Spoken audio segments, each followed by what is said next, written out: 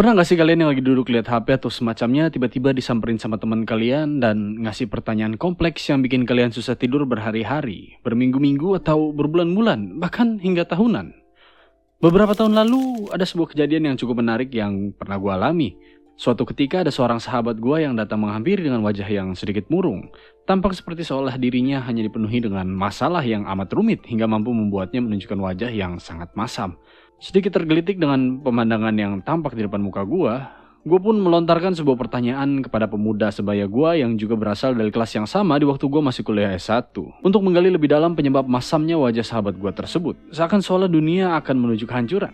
Ada apa gerangan duhai sahabatku, apa yang membuat dirimu begitu murung, bagai buku usang di pojok rak buku? Sebuah gurauan yang gue lontarkan untuk mencairkan suasana. Mendengar hal tersebut, seketika wajahnya yang masam berubah menjadi semakin masam mendengar gurauan yang gue lontarkan tersebut sembari menepis. Anjing buku usang, sialan maneh. Sebuah gurauan yang memang tidak lucu jika dibandingkan dengan lelucon berkelas dari komika stand up komedi. Namun gurauan tersebut berhasil merubah atmosfer yang sangat menyesakkan menjadi lebih hangat dan nyaman. Namun demikian sahabat gue lanjut melontarkan sebuah pertanyaan secara tiba-tiba. Menurut lu pendidikan itu apa?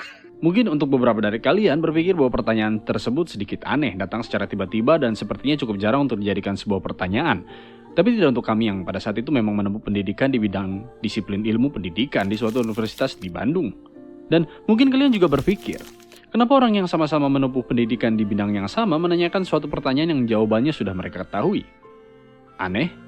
Tidak juga, karena pada dasarnya pemahaman seseorang berbeda-beda mengenai suatu hal. Dan karena hal itu gue mencoba untuk memberikan pemahaman gue mengenai hal tersebut. Dan setelah selesai menyampaikannya, sahabat gue dengan sigap menyambung perkataan gue dengan kembali, tidak luput dengan sebuah pertanyaan yang di saat gue mendengarnya, seraya dunia serentak memalingkan pandangannya menuju gue, yang membuat gue membatu 1000 bahasa. Nah gampang kan?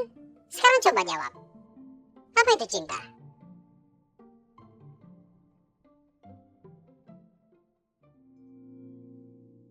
So Wibs, gue sadar kalau introduction barusan sedikit terlalu panjang. Kenapa demikian? Jawabannya karena gue udah lama gak bikin revamp. Dan mungkin beberapa dari kalian penasaran kemana gue pergi. Nanti gue akan jelaskan di akhir. So, if you wanna know what happened to me and where have I been, stay tuned till the end. But anyway, apa itu cinta? Pertanyaan tersebut kerap kali menjadi sebuah faktor yang membuat gue sulit untuk terlelap di malam hari. Karena pada dasarnya cinta merupakan sebuah hal yang abstrak, sebuah ilusi dan tidak berwujud. Lain halnya dengan pertanyaan mengenai pendidikan yang dapat dengan mudah gue jawab dikarenakan latar belakang yang gue miliki serta adanya perwujudan yang jelas mengenai hal tersebut. Namun cinta, bahkan hingga detik ini pun gue masih mencoba meraba-raba mengenai definisi dari cinta itu sendiri. Tapi yang menjadi pertanyaan sekarang yang mungkin kalian juga bertanya, kenapa gue mulai menceritakan hal ini kepada kalian? Jawabannya adalah di saat pertanyaan tersebut dilontarkan, di saat yang bersamaan juga gue teringat dengan sebuah anime. Kenapa anime? Karena pada saat itu, gue masih seorang wibu akut. Ada sebuah anime yang terlintas di pikiran gue. Sebuah anime yang mengambil latar di era postkolonialisme yang masih sangat pekat dengan sisa-sisa peperangan. Sebuah anime yang menceritakan tentang bagaimana peradaban kembali membangun dirinya setelah dihantam oleh peperangan yang terjadi hingga bertahun-tahun lamanya. Sebuah anime yang secara paksa menanamkan sebuah memori kepada penontonnya dengan tujuan untuk mengabadikan sebuah budaya. Dan sesosok wanita muda yang mengelilingi dunia untuk memahami arti dari cinta. This is the heroic story of Violet Evergarden and the love letter from Animator.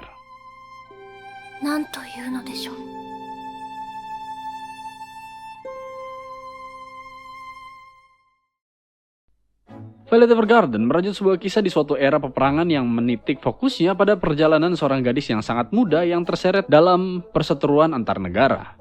Mesin perang, mungkin hal tersebut yang dapat menggambarkan gadis bermata biru tersebut. Gadis tersebut bernama Violet. Terdengar seperti sebuah kontradiksi, mengingat ia menjadi sebuah representasi perwujudan dari mesin perang. Tapi mari kita kesampingkan hal tersebut, karena anime ini bukan menceritakan bagaimana Violet menjadi mesin perang, namun melantunkan sebuah kisah mengenai bagaimana seorang yang menjadi perwujudan dari mesin perang, kejam, dingin, dan tanpa emosi, perlahan menjadi manusia melalui interpretasinya terhadap emosi manusia dalam perjalanannya merangkai, menulis, dan mengirim sepucuk surat untuk orang-orang yang tidak memahami konsep menulis.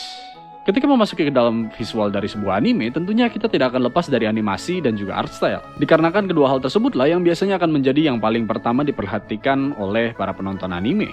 Kedua hal tersebut akan selalu menjadi penentu penting untuk seseorang dapat memutuskan apakah ia akan melanjutkan untuk menonton suatu anime atau malah akan mendrop atau menghentikan dirinya untuk menonton anime tersebut. Sehingga membuat visual menjadi suatu hal yang sangat krusial dalam anime. So then, what's about Violet Evergarden? What makes it so special in both people's eyes and heart? What makes it so be it called a love letter? Dan untuk menjawab hal tersebut, gue akan membawa kalian mundur ke belakang jauh sebelum Violet Evergarden mendapatkan animasinya. Kemudian dari sana, kita akan berjalan perlahan menuju akhirnya anime ini menjadi sangat berkesan bagi semua orang yang telah menontonnya, baik itu wibu maupun normis.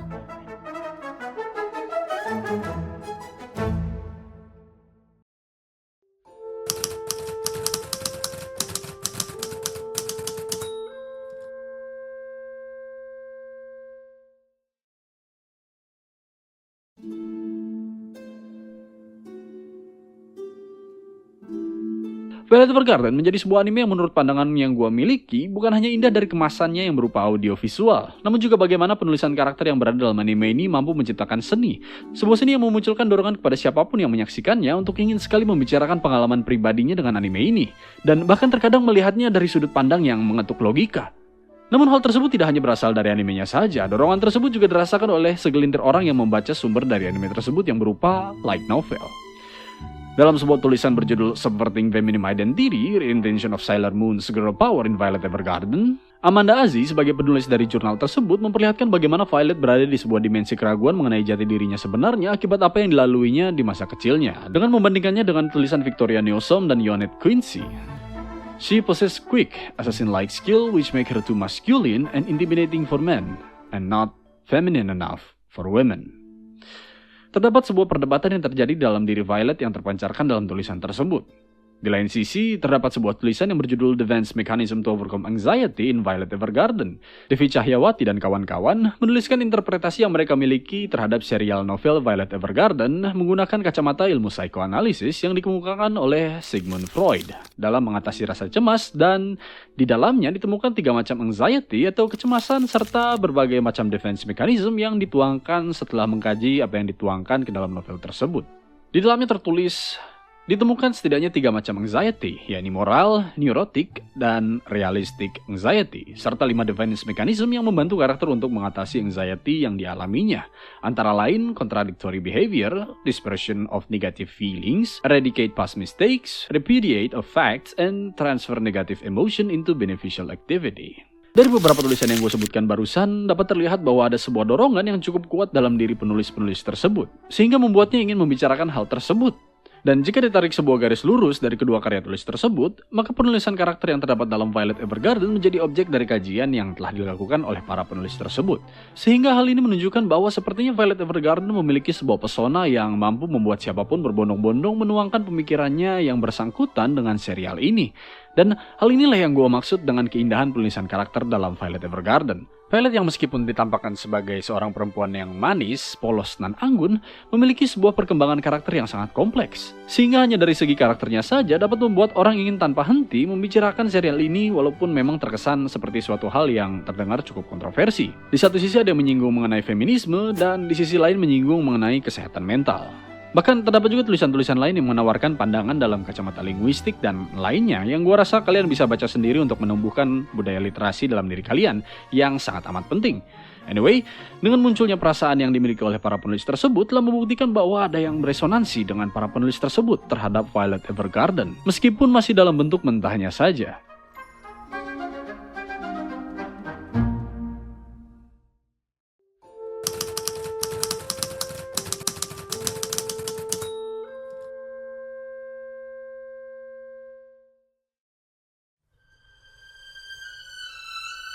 Kyoto Animation, seringkali kita mendengar nama tersebut muncul di permukaan dengan sapaan akrabnya, KyoAni. Sebuah studio animasi yang selalu saja berhasil meninggalkan kesan yang amat dalam bagi seluruh wibu yang ada di dunia. Dari segi animasi hingga ke visual effect, dari segi musik hingga atmosfer, dari K-On hingga Koe no Katachi. Tidak ada satupun karya Kyoto Animation yang tidak membuat para penggiat anime merasakan sebuah ikatan yang kuat dengan seluruh karakter yang ada dalam anime yang telah mereka produksi. Merasakan sebuah gejolak dalam tiap-tiap adegan dari anime yang telah mereka keluarkan. Merasakan rasanya jatuh cinta dengan seluruh anime yang telah mengetuk salah satu ruang kecil dalam memori penontonnya. Hal serupa tentunya juga dapat dirasakan dalam Violet Evergarden yang disalurkan melalui kemasan berupa visual yang ditabur dengan efek dengan begitu elegan sehingga menciptakan sebuah atmosfer harmonis yang sangat berkesan pada penontonnya. Keharmonisan yang terjalin dalam setiap komponen dalam seluruh anime yang diproduksi oleh KyoAni, terutama Violet Evergarden, dapat terwujud berkat bagaimana studio ini memperlakukan seluruh stafnya dengan sangat penuh kehati-hatian dan perhitungan yang bijak. Berdasarkan dari sebuah artikel online yang diterbitkan di sebuah platform bernama Sakuga Blog, pemilik studio KyoAni, Hideaki Hatta, sering sekali mengambil langkah-langkah yang selalu mengupayakan kenyamanan para stafnya yang bersama-sama berjuang dalam pertempuran yang tiada akhirnya. Mulai dari bagaimana para staf yang bekerja di sana mendapatkan kredit yang memang seharusnya mereka dapatkan, penyediaan psikiatris bagi para staf yang membutuhkan, terutama setelah terjadinya bencana yang pilu di KyoAni beberapa tahun lalu, dan juga bagaimana pengaturan jam kerja yang dibuat sedemikian rupa agar tidak membebani para stafnya. Serta rasa aman yang selalu muncul di sekeliling orang-orang yang menyalurkan passionnya dalam memproduksi animasi. Hatta berhasil menciptakan sebuah lingkungan kerja. Bukan, mungkin lebih tepatnya adalah sebuah rumah yang indah, sebuah rumah yang nyaman, sebuah tempat kembali yang mempersilahkan seluruh anggota keluarganya untuk melakukan hal yang mereka sukai tanpa harus berpikir 2-3 kali. Seluruh visual yang nampak begitu indah, begitu bernyawa, begitu elegan dalam semua karya KyoAni, begitu juga dengan Violet Evergarden, semuanya tercipta berkat usaha dan kerja keras yang diberikan oleh Hatta dalam memperjuangkan seluruh keluarganya yang berdiri di belakang menopang dirinya di medan perang dunia animasi.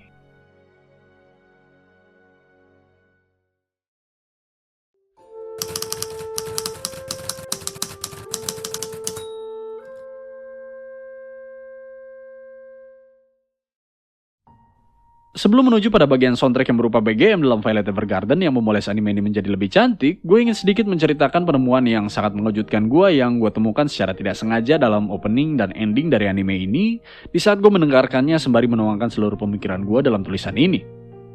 Sincerely dan Michi Shirube.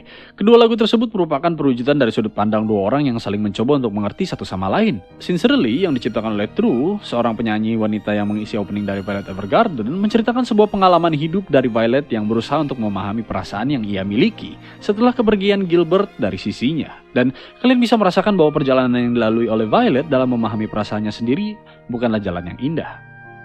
Dalam verse pertama dari Sincerely dijelaskan bagaimana setelah kepergian Gilbert, Violet yang sekarang seorang diri mulai memahami beberapa hal yang sebelumnya pernah ia ketahui. Begitu juga dengan hal-hal baru yang tidak mampu untuk ia pahami ketika harus dibiarkan seorang diri.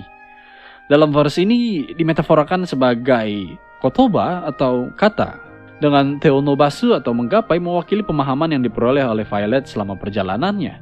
Kemudian disambung dengan wakaranai kotobamo aru kamoshirenai, yang memperlihatkan bahwa ada beberapa hal yang tidak dapat ia mengerti sendirian. Kemudian lagu diteruskan ke dalam pre-chorus yang menggambarkan ketakutan dan kesepian yang dialami Violet. Penggunaan metafora dalam pre-chorus ini terlihat sangat jelas pada bait pertama dan kedua dengan mengumpamakan sayonara atau selamat tinggal sebagai suatu hal yang ningai atau pahit. Begitu juga dengan aishiteru atau cinta yang digambarkan sebagai suatu hal yang sangat manis. Bahkan begitu manis hingga harus digambarkan seperti sesuatu yang toi nioi ga shita atau keharuman yang terasa amat jauh. Pemilihan kata tersebut juga seolah-olah menggambarkan kondisi Violet yang terus-menerus mencari makna cinta yang tak kunjung ia temui. Perjalanan pemaknaan cinta yang dilakukan oleh Violet kemudian menumbuhkan sebuah perasaan yang sulit sekali ia jelaskan. Berbagai hal telah ia lakukan untuk mencoba memahami perasaan yang ia miliki. Namun terus-menerus gagal, dan hal tersebut juga nampak jelas dalam setiap episodenya, yang mana memunculkan sebuah ironi, karena dalam setiap episodenya kita dapat melihat bagaimana Violet mampu untuk mengekspresikan perasaan orang lain melalui surat yang ia buat. Namun, dia sendiri tidak mampu untuk mengekspresikan perasaan yang dia miliki. Hal tersebut kemudian memunculkan sebuah ketakutan dalam diri Violet. Ia takut, sangat takut. Namun begitu, entah kenapa Violet selalu saja ingin mencari tahu tentang perasaan yang dimilikinya, yang diwakilkan dengan bait ketiga dan keempat dari pre-chorus.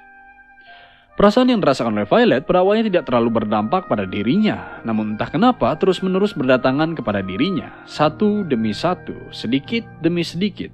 Seluruh perasaan aneh yang dirasakan oleh Violet lama-kelamaan menumpuk hingga tidak bisa lagi dibendung oleh hatinya yang rapuh. Sehingga pada akhirnya, basahlah permukaan pipinya dengan air mata yang mengalir tanpa henti. Walau begitu, tidak ada yang bisa dilakukan oleh Violet. Ia masih tetap buta terhadap perasaan yang ia miliki, membuatnya tidak mengerti bagaimana menyampaikannya. Namun perasaan itu jelas adanya. Semua yang gue sebutkan barusan tergambar jelas pada bait 1 hingga 4 yang ada dalam chorus dari Sincerely. Pada bagian chorus ini, rasa bingung yang amat besar bisa dirasakan melalui kokoro ni nante kotae tarai, yang berarti bagaimana caraku menjawab hatiku. Namun pertanyaan yang diajukan oleh Violet kepada dirinya ini tak kunjung bisa ia jawab. Walaupun tanpa ia sadari, ia sudah memiliki jawaban atas keraguannya yang kemudian diwakilkan dengan kotoba wa itsumo kataru demo nakte, atau tidak semua kata-kata perlu diucapkan. Dan kemudian disambung dengan soko ni aru bakkari snoru bakkari, hanya ada di sana dan terus-menerus bertambah kuat. Dalam kondisi kebingungan dengan perasaannya sendiri dan tidak berdaya untuk merangkai kata yang tepat, berbagai kombinasi kata telah ia coba untuk mengekspresikan perasaan yang ia miliki, namun gagal lagi dan lagi. Terbentuklah sebuah kalimat yang berbunyi Watashi wa anata ni aitaku naru, yang berarti aku jadi ingin bertemu denganmu.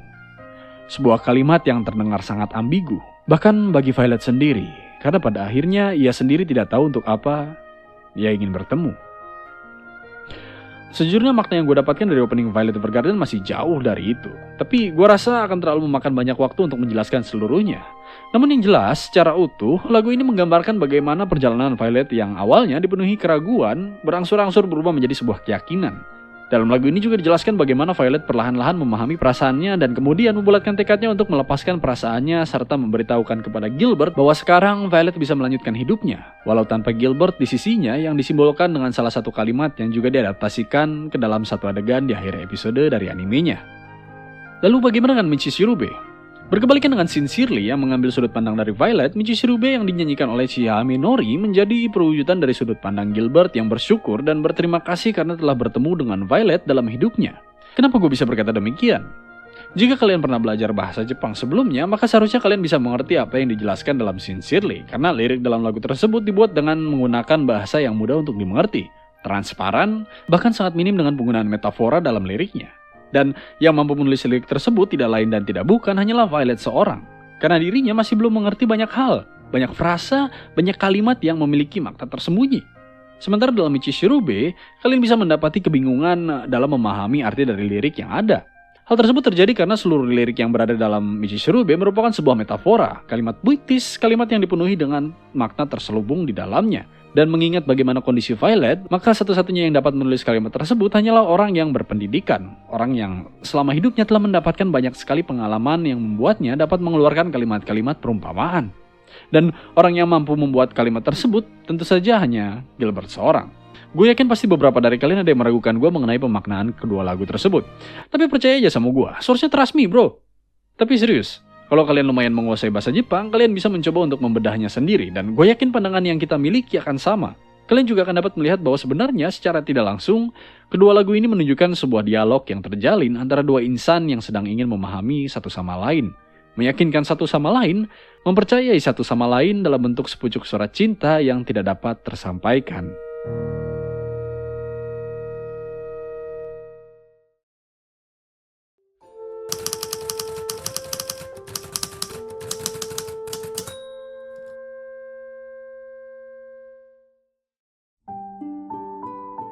Salah satu hal lain yang sangat menonjol dalam Violet Evergarden adalah bagaimana anime ini dengan lihai membuat sebuah ruang kasat mata yang begitu luas, begitu dalam, dan begitu hangat yang mampu membuat penontonnya merasa tersentuh. Atau mungkin hingga meneteskan air mata tatkala mendengar alunan-alunan yang berasal dari soundtrack yang disemai ke seluruh adegan yang berada dalam anime ini. Setiap note, setiap melodi, chord, arpeggio, tempo, setiap bridge, setiap koda dapat saling melengkapi satu sama lainnya yang menciptakan sebuah keharmonisan yang mampu membuat penontonnya menyelam lebih dalam ke dalam atmosfer yang diperlihatkan dalam setiap adegan yang ada. Baik itu senang, marah, terharu, atau bahkan sedih. Seluruh emosi yang dituangkan dalam setiap dialog yang terjalin antar karakter dalam anime ini mampu tersampaikan dengan baik kepada penontonnya melalui belayan alunan keharmonisan tersebut. Yang pada akhirnya dapat menarik penonton ke dalam cerita yang dirajut begitu indahnya dan membuat penontonnya merasa seolah-olah menghadirkan dirinya pada setiap kejadian yang terjadi dalam Violet Evergarden. Hal tersebut terbukti dari beberapa episode yang tayang secara berurutan yang menampilkan sebuah kisah yang sangat amat mengharukan yang gue yakin mayoritas dari kalian akan mengingat kisah tersebut. Bahkan bisa saja menjadi salah satu kisah yang paling berkesan untuk kalian. Salah satu teman gue, seorang streamer kecil bernama Ren Kyoki, please say hi to him, dia orangnya asik dan terbuka untuk berbagai topik pembicaraan, mulai dari hal-hal yang berbau wibu, bahkan sampai yang tanpa sensor sekalipun. Juga berkata demikian. Dalam series Violet Evergarden, terdapat beberapa episode yang memperlihatkan Violet menerima permintaan dari seorang ibu yang sakit-sakitan bernama Clara untuk membuat surat yang cukup banyak, sehingga membuat keduanya sangat sibuk dengan penulisan surat tersebut.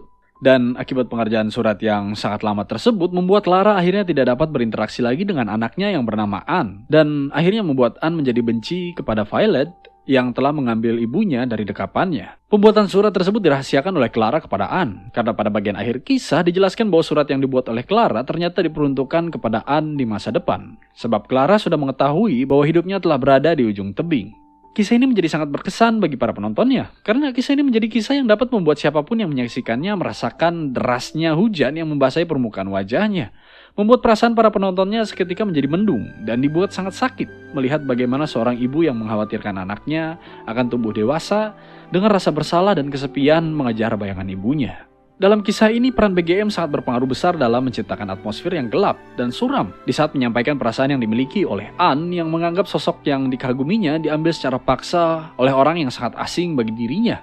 Sehingga para penonton juga bisa merasakan hal yang serupa yang dirasakan oleh Anne pada saat itu. Kemudian di akhir kisah ini, BGM juga kembali menunjukkan giginya dengan menciptakan atmosfer yang perlahan-lahan berubah memberikan perasaan yang bersifat melepaskan.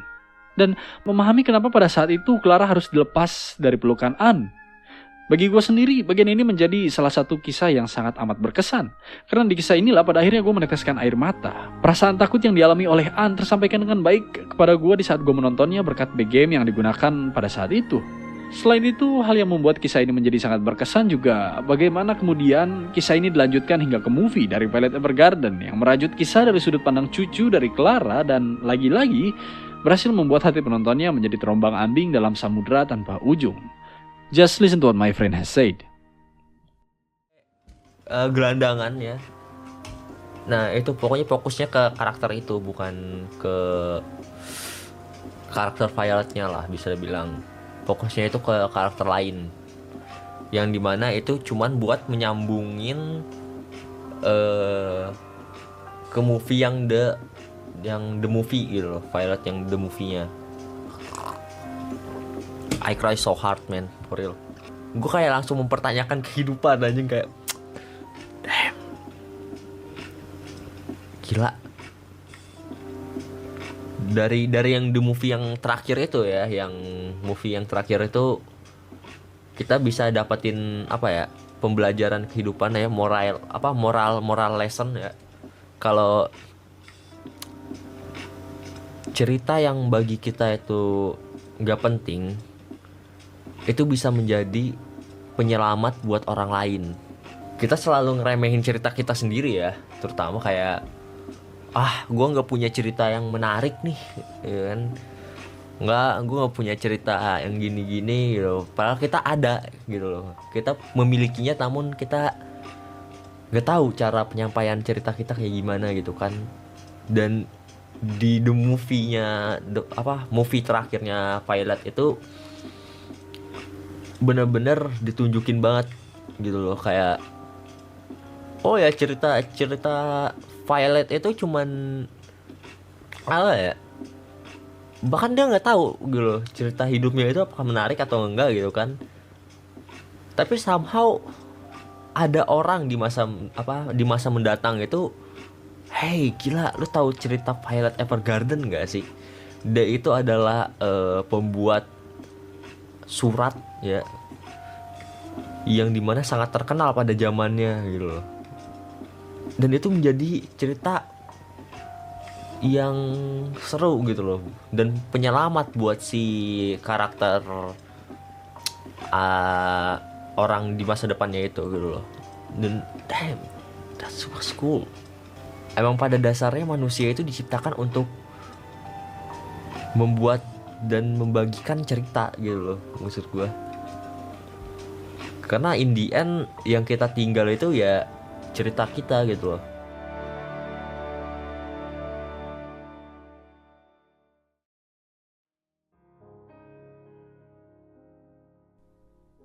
Sejujurnya banyak anime yang cukup meninggalkan kesan mendalam dalam diri gue. Namun pengalaman yang gue miliki dengan Violet Evergarden berbeda dengan beberapa anime lain yang pernah gue ikuti sebelumnya. Angel Beats contohnya, pengalaman yang gue rasakan tidak seperti di saat Kanade harus berpisah dalam rekapan Yuzuru yang sangat pilu gue rasakan. Atau bagaimana kelabu yang gue dapat di saat melihat Yui yang menghilang di hadapan Hinata setelah mengindahkan seluruh keinginannya yang sebelumnya hanya menjadi sebuah delusi.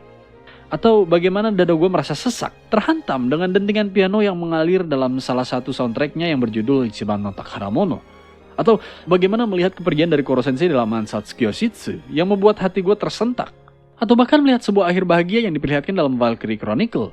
Semua hal yang gue sebutkan barusan telah mengisi kekosongan dalam diri gue dengan cara mereka masing-masing. Namun demikian, semua yang membekas dari seluruh anime tersebut dilandasi oleh satu pondasi yang sama. Rasa cinta yang muncul berkat kumpulan kisah yang menjadi sebuah memori. Walaupun memori tersebut berasal dari karya fiksi, namun berkat memori tersebut pada akhirnya mendorong gue untuk menceritakan pengalaman yang gue miliki melalui storytelling yang sekarang kalian kenal dengan review ampas. Karena seperti yang dikatakan oleh Ren Kyoki, pada dasarnya manusia itu diciptakan untuk membuat dan membagikan cerita. Karena pada akhirnya yang kita tinggalkan adalah sebuah cerita. Tunggu sebentar. Sepertinya gue belum menarik sebuah simpul yang cocok untuk pembahasan kali ini. So then what is love anyway? Dari Violet Evergarden kita mempelajari banyak hal mengenai cinta, mengenai luka, mengenai empati. Dari Violet Evergarden kita mempelajari bahwa cinta adalah absurd. Tak jelas bentuknya, namun jelas terasa hangatnya. Cinta adalah proses mengumpulkan benih yang tersebar di padang pasir. Untuk mencintai adalah memahami dua logika yang siang dan malam. Untuk mencintai adalah menyakiti, tersakiti, memperbaiki, dan bertukar posisi. Cinta adalah memori yang murni. Dan cinta adalah bagaimana kita memahami diri sendiri melalui orang lain yang pada akhirnya menuntun kita untuk belajar memiliki atau belajar melepaskan. Karena apa yang telah tersampaikan belum tentu apa yang telah tertuliskan. お客様がお望みならどこでも駆けつけます。自由になりなさい。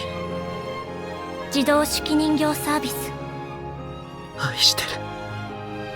バイオレットエヴァーガーデンです。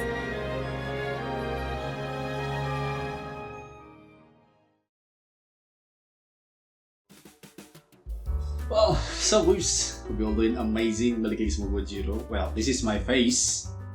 Why did I hold this? Anyway. Ya, jadi mungkin kalian penasaran kemana gue pergi selama ini. Karena ya udah berapa lama gue gak upload. Sekitar 3 bulan mungkin, 4 bulan mungkin. Who knows anyway. Who cares anyway. Dan iya, gue ingin cerita sedikit tentang kemana gue pergi. Well, anyway. By the way, look at that. A pinky swan. Of course. I mean, like pink is basically the man's color, doesn't it? Right? Isn't it? Tapi ya intinya adalah gue menghilang. Kenapa? Seperti yang kalian tahu, mungkin beberapa bulan yang lalu gue sudah pernah mengatakan bahwa gue mengerjakan skripsi. Iya, gue ada pengerjaan skripsi dan sudah beberapa bulan berlalu. Ya, yeah, that's alright. Ya, gue nggak pernah bikin video tanpa skrip. Jadi kalau harus bicara seperti ini, I don't even know what am I supposed to say. But intinya adalah pekerjaan skripsi itu udah sekitar beberapa bulan yang lalu. Dan iya, semua sudah kelar. Gue sudah wisuda. Gue sudah lulus dan sudah diwisuda. Bahkan kalau kalian ikutin Instagramnya Talkspot.id, mungkin kalian pernah melihat Instastory yang gue post pada waktu itu. Dan ya, itu semua sudah keluar. Itulah kenapa kalau kalian lihat beberapa bulan yang lalu gue sempat mengupload konten yang konten bacotan wibu yang isinya sebenarnya benar-benar downgrade dari yang biasa gue kasih. Ya, kalau kalian penasaran kenapa meja berantakan, karena gue baru selesai ngedit video. So yeah, masih berantakan banget. Of course, I have to put every thought in making any videos that I make. Duh. But anyway, mari kita kesampingkan hal tersebut. Gue memutuskan untuk lanjutkan studi. Ya. Jadi alasan gue menghilang adalah karena gue harus melanjutkan studi S2 di salah satu universitas, masih di Indonesia tapi ya gue nggak jadi ke Jepang. Bukan nggak jadi, gue nggak bisa pergi ke Jepang, gue nggak bisa lanjut kuliah di Jepang karena ya N2 gue nggak dapet. Bukan karena bahasa Jepang gue jelek, tapi karena tulisan tangan gue yang jelek yang nggak bisa dibaca sama mesin. Jadi iya, gue dinyatakan tidak lulus karena tulisan tangan gue nggak bisa dibaca sama mesin. That's a motherfucking problem. It's for me. Jadi ya, gue memutuskan untuk melanjutkan studi di Indonesia dan sekarang gue jadi mahasiswa S2.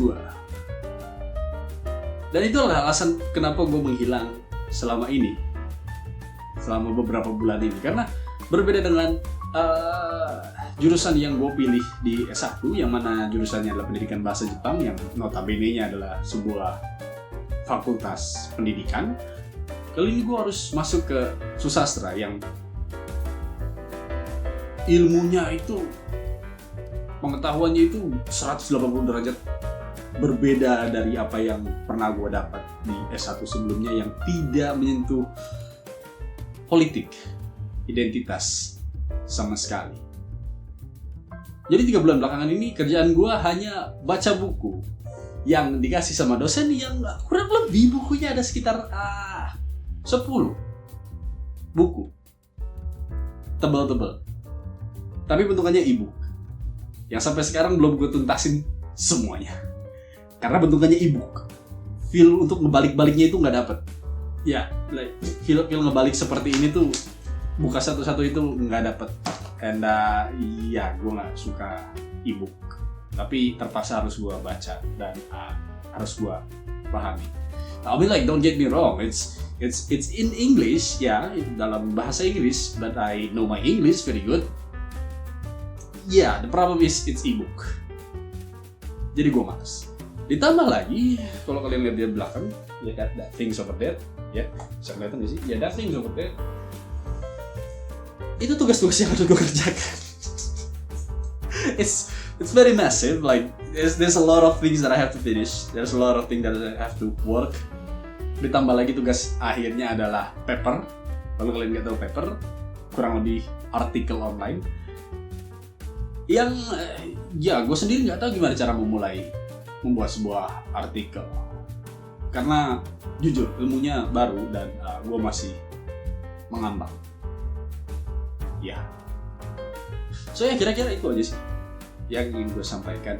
Dan ya mungkin ke alasan kenapa gue membawa Violet Evergarden. Kenapa gue membuat Violet Evergarden ini? Karena waktu itu ya sebenarnya streaming itulah.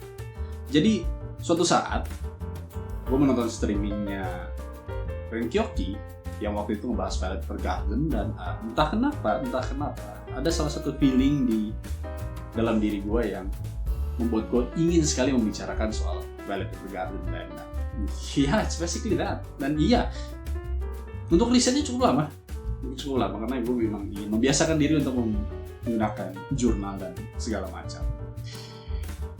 Dan ya that's takes a time. I have to say that takes a time. Ya. Dan bahkan jadinya juga sekitar berapa menit? 20 menit? 23 menit? 23 menit. Ya, cukup lama. But anyway, ya. Kira-kira itu aja sih.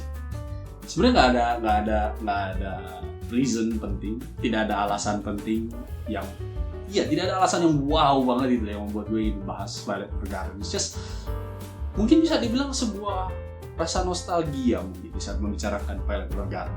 Jadi hal tersebut membuat gue ingin membicarakan kembali Violet Evergarden dan memberitahu kepada kalian tentang bagaimana gue melihat Violet Evergarden dari sudut pandang seorang wibu yang mengaku dirinya berlisensi, padahal lisensi N2-nya saja tidak didapat karena tulisan tangan saya jelek. Ya mohon maaf. Anyway, that's it. Dan terima kasih banyak sudah menonton. Terima kasih banyak sudah mendukung channel ini hingga sampai detik ini. Terima kasih banyak sudah menunggu gua yang jarang sekali upload. Dan ya, terima kasih sudah menonton video ini sampai akhir. I've been Jiro, Wibu Berlisensi and I'm out for my spot. See ya.